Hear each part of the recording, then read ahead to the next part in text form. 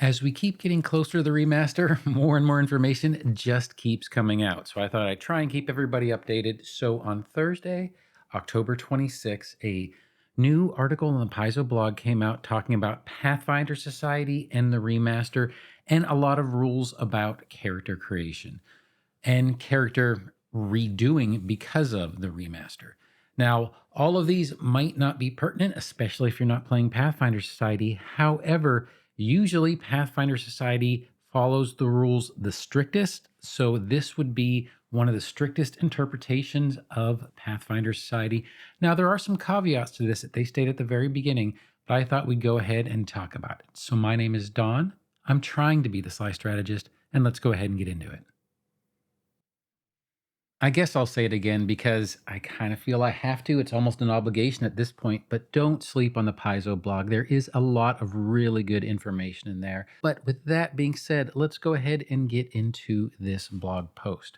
So, speaking of Pathfinder Society and the remaster, basically they start the blog post by stating, that there are always people requesting to know what the differences will be, what the changes are going to be, how is it going to affect their characters.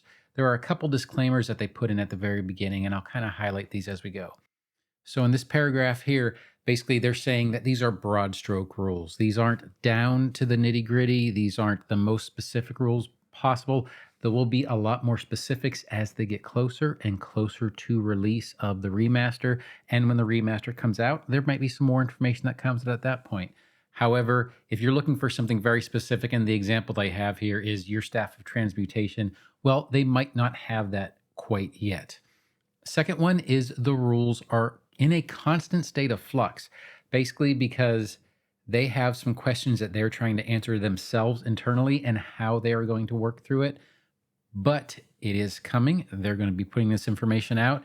And to all the GMs and players at your table who are thinking of, well, how will the remaster affect me? This is quite possibly, to me at the very least, the Pathfinder Society things that they're going to be doing are going to give you the strictest interpretation of it. So it would be a very good baseline to come off of, and then you can kind of do other things or be a little bit more lenient depending on how your table works. And the third one is that they will not be able to answer every single question that comes up. There are so many different variables in tabletop role-playing games, as well as homebrew, as well as people doing things rules as written or homebrew. So there are going to be some variables that you need to take care of at your table, but that is not different than any other tabletop role-playing game or Pathfinder 2nd Edition that we've known so far. But with all that being said, let's go ahead and cover some of the objectives. Now, they basically came up with 4 objectives that they wanted to consider when they're considering the Pathfinder Remaster and Pathfinder Society. And that was basically to ensure that players are not forced to rebuild characters. Second one was to ensure that as much previous material as feasible is still usable. So they didn't want to exclude anything that players have been using for as long as they've been within Pathfinder Society. Another one is to incentivize adoption of the new remastered rule set. The sooner everybody can go ahead and get in the same rule set, it will be better for Pathfinder Society. One unique thing about Pathfinder Society is that you can take your character who is logged through the Pathfinder Society site on Paizo.com and Organized Play, can be taken from table to table, GM to GM, party to party. So it is best to have the most adopted version of the rules possible for everybody who's playing. And the fourth one was to provide an optional method to rebuild characters into remaster rules. All that being said, let's go ahead and go into some of the rest of the article. So we'll first cover basically the general guidance and game rules. First of all, players and game masters must use the remastered rules of the game immediately where possible. Once again, you are trying to bring as many different tables to the same rule set as quickly as possible because players go from table to table. The example they give here is Recall Knowledge has been updated with additional guidelines, and these will take effect immediately at all Pathfinder Society tables. Another example they give is the Refocus activity and the Focus spell rules have been updated to be more intuitive. All characters immediately must begin using these rules. And another example they gave is monster abilities such as grab are no longer automatic, but allow a free skill check to attempt the action. GMs must immediately begin using this new version of the rules. Now, once again, these aren't specifics, nor are these the only changes that are going to happen. However, these are examples of the rules that are going to be coming out when Pathfinder Society releases their full new rule set. Let's go on to the second category, which is character options. So, beginning on November 15th, 2023, no new characters can be created using, and they use the term class chassis printed in the core rulebook, if the class has been reprinted in the player core. So, once again, that starts with the Bard, the Cleric, the Druid, the Fighter, Ranger, Rogue, Witch, and Wizard. So, those particular classes, any new characters must be created using the new rules. Second part of that is characters with at least one game reported prior to November 15th may be built using the core rulebook chassis. So what that basically means is if you go to Paizo.com and go to Organized Play, there is a way for you to register your characters, create a character, and play a game. So if you create a character now and play that game before November 15th, you can use core rulebook chassis. If you create a character now and don't play one after November 15th, or you create a character after November 15th, you basically have to use the new remastered rules. Another one is previously existing characters with at least one game reported may continue their progression using the core rulebook chassis. They may not use the chassis in the player core without a full rebuild. So if you happen to like how the new witch rolls with their progression as they level up, the only way you can use the new player core progression is by rebuilding the character. Now we go to the second one, which is if a character option has been reprinted with the same name, use the new version as if it were errata.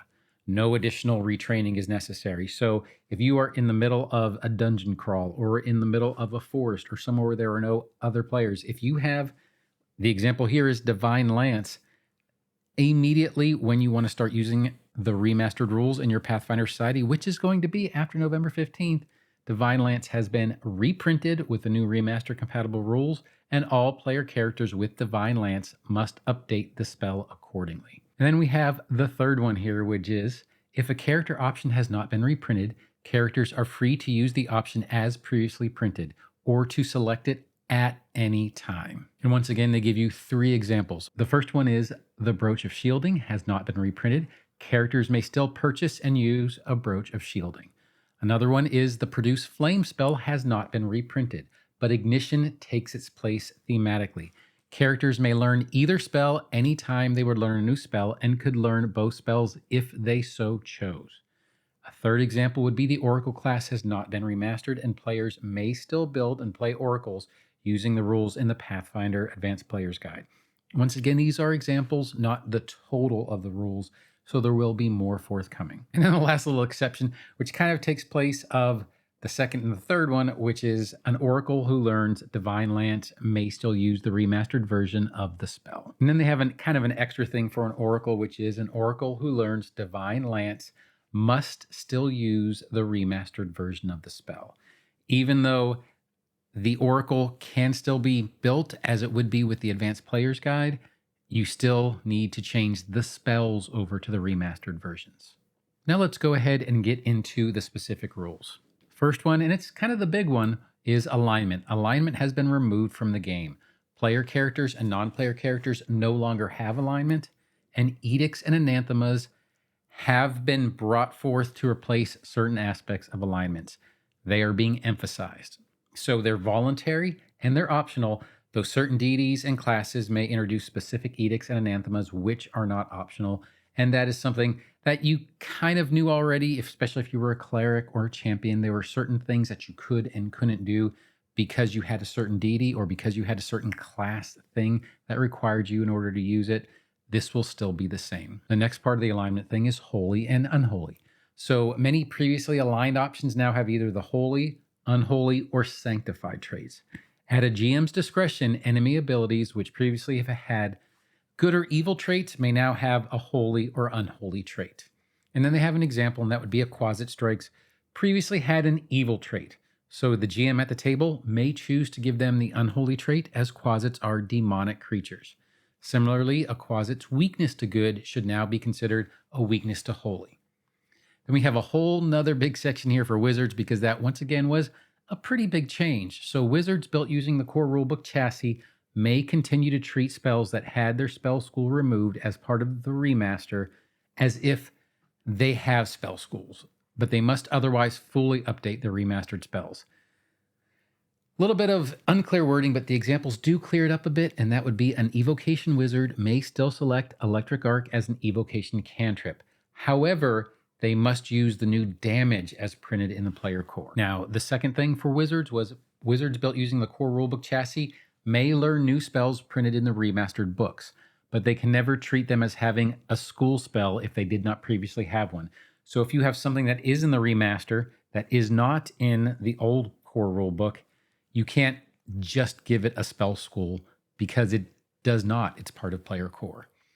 And then the last part they had was Rune Lords. And this is kind of for specifically Pathfinder Society, but on November 15th, 2023, the Rune Lord boon will be removed from the achievement point store.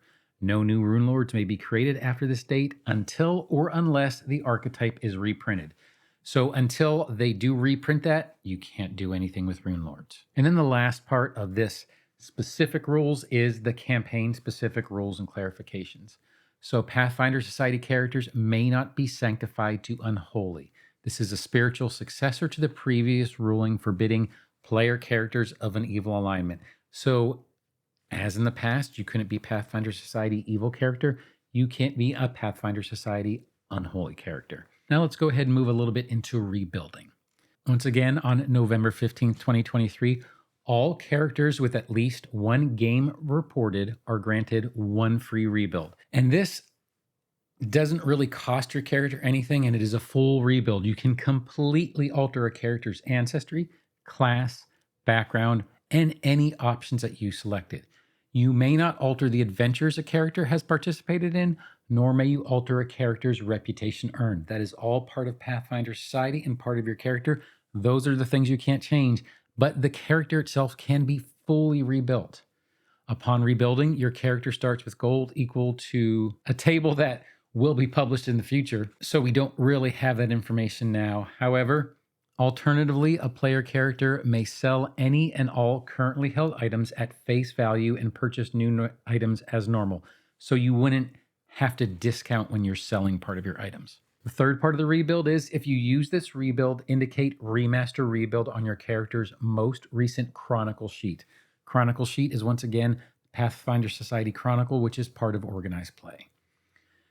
Fourth, if in the course of this rebuild you wish to refund any purchased boons, please email orgplayreportingerrors@paizo.com with your character's name, your Organized Play ID and character number, and the boons you would like to refund.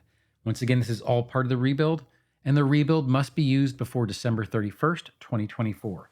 A second rebuild of this type will not be granted following the release of Player Core 2.